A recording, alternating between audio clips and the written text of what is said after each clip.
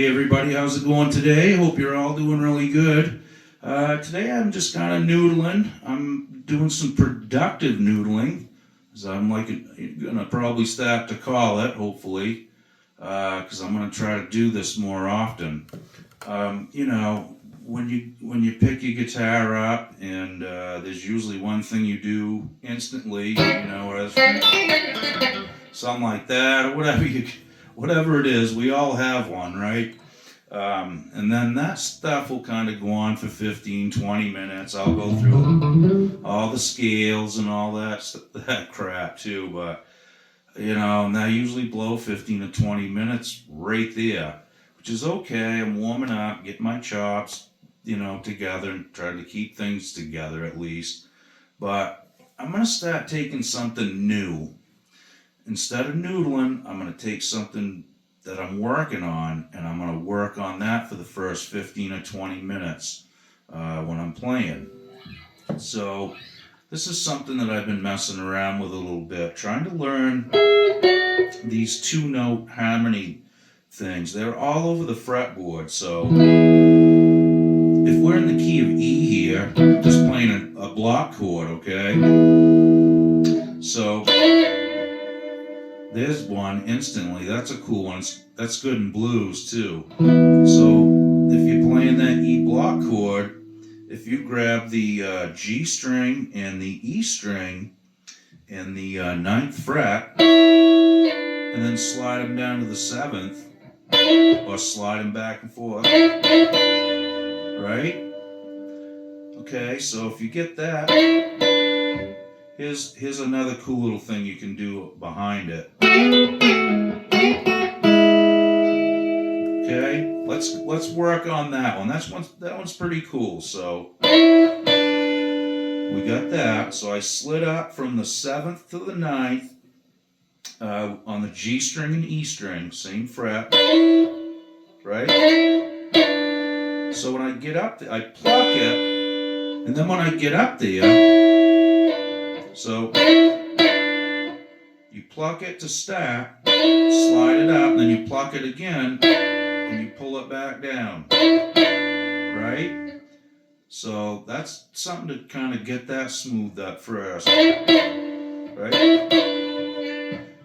And then we're just going to hop up a set of strings. So we're on the B string and the D string in the 7th fret now.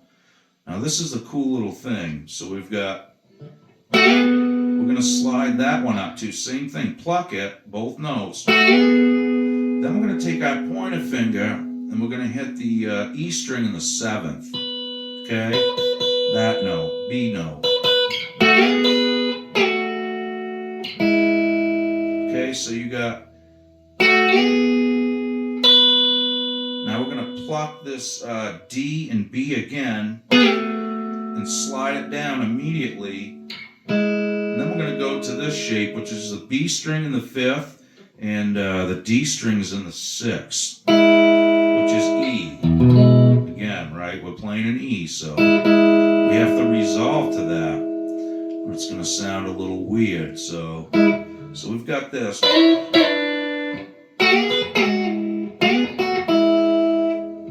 You can add that, but just that. You can play that one behind it, which is just the D and B string in the 4th fret. You need to learn those, chase them around. You'll find them. It's either this shape or it's that shape. Okay? So start here,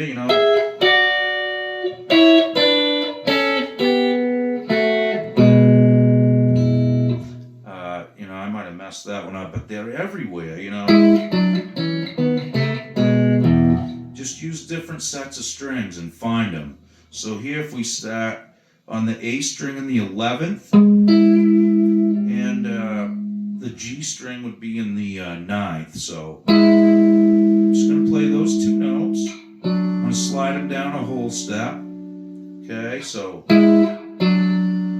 now this is something that I do personally. This may not work for you, but the next one is going to be this.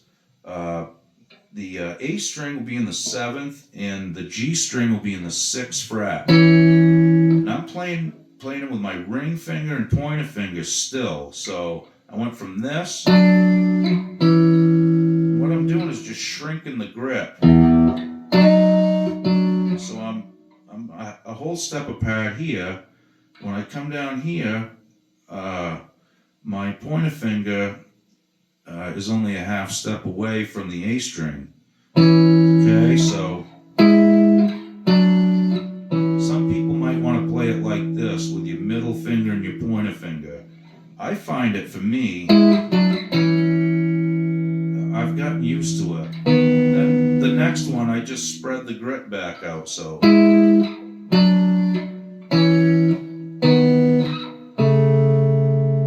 then E7. Okay, so. Okay, so that's a good one. We got this one.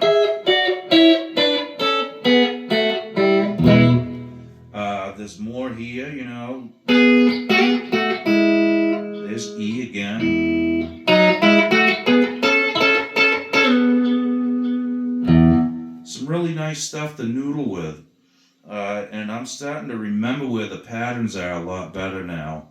It's not something I use all the time, but it can be very useful. And it's just kind of road mapping, you know, a lot of stuff on the fretboard. I know what those shapes look like and where to find those sounds now.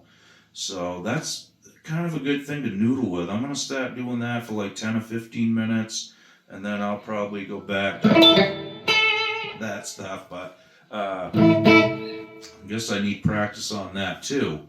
Anyway, I hope that stuff helps. Like I said, just kind of mess around with it. Them are fun little things, and it sounds really tasty when you do that stuff.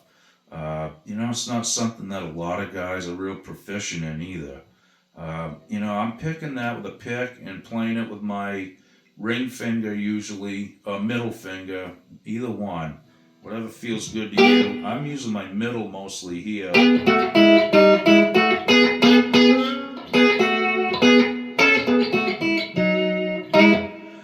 So yeah, just kind of noodle around with that stuff. And, you know, once you get these together, you can always start, you know, triple picking them. That kind of stuff, you know. And all that is just. Okay, so I'm playing this shape that we talked about, right? If you just take that shape, that block chord, pull your pointer finger off, that's what you got left. If you put your pointer finger in place of where your ring finger was, and then put your ring finger on this A string in the 11th fret, that gives you that kind of, it'd be like E over A flat or G sharp. Okay, Hendrix used this stuff a lot, like, right? So if you take that, this is kind of a go-to thing for me. I'm going to show you this real quick.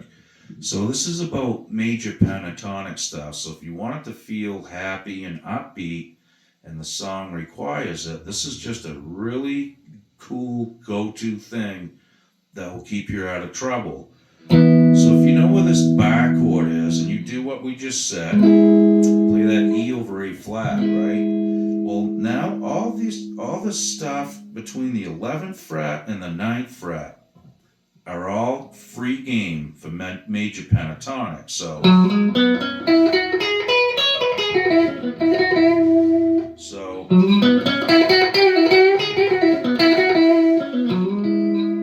right? Steel bends, those are all there too. So that's just cool. Now if I know, if it was in D, I'm just going to go to the D block chord, right? And I'm going to do the same thing. So now we'd be playing D over F sharp. So that's how I check my notes, folks. I don't know the fretboard that well. you'll see me do stuff like that. Sorry about it. So if it was in D, I'd just do that. If it was in C, obviously. So, immediately I know right where to go. It's a nice, safe place, and you don't have to do nothing real crazy and fast, especially when it's major pentatonic. It's usually just more about being tasty. Just little light touch things usually, take care of business. So, I'm just going to start noodling with these, like I said.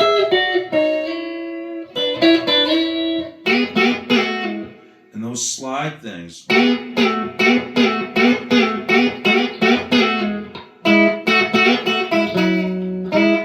I need to practice it, obviously, but that's why I'm shooting the video here. So I'm going to work on this stuff and learn all these nice patterns. And, just those little ones I just showed you, that's basically covering the fretboard, guys, So all you got to do is just move that around and know what key and what chord you're playing over. And there you go, So hopefully that helps. I try to think of cool stuff to teach. I don't know what level you guys are at or anything, so it's tough that way. But, I'm just throwing it out there. This is doable on any level, really. A lot of pros don't even do this kind of stuff. They just, it all depends on what you're playing for music, obviously. But I use this stuff constantly. I really do. And, if you have two guitarists in your band, maybe you're playing some Allman Brothers or something, or something where there's, two guitar parts or two lines being played, one's playing melody and harmony, this'll be easy for you to figure out where to find those,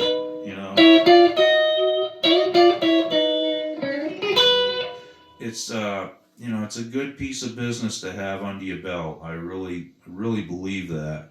I definitely need to work on it some more myself, and I think it's good to maybe take something like that.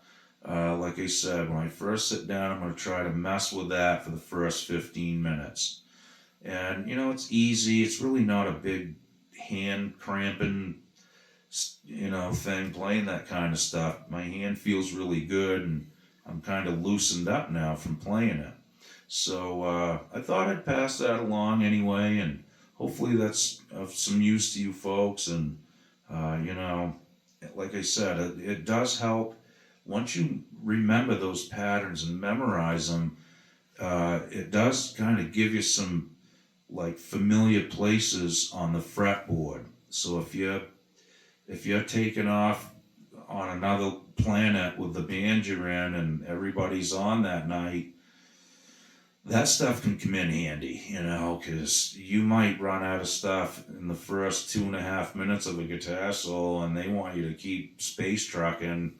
In a jam band situation, you really need to have a lot of different dynamics and stuff, I've found, because you can only play.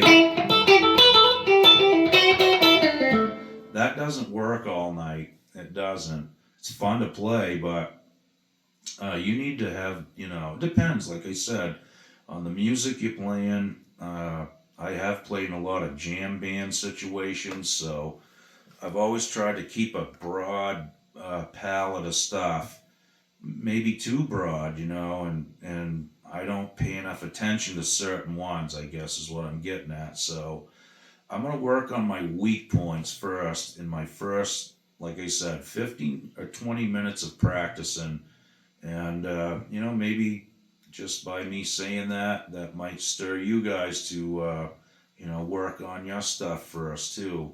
And then when I get done, I'm definitely going to play that stuff for another 15 to 20 minutes or so. And then once I get, some of this stuff together, that I'm working on, I'll add that into the, stuff, like into my go-to pile, and then take something on new, maybe a new technique, or just maybe it'll be chords, inversions, or whatever it is.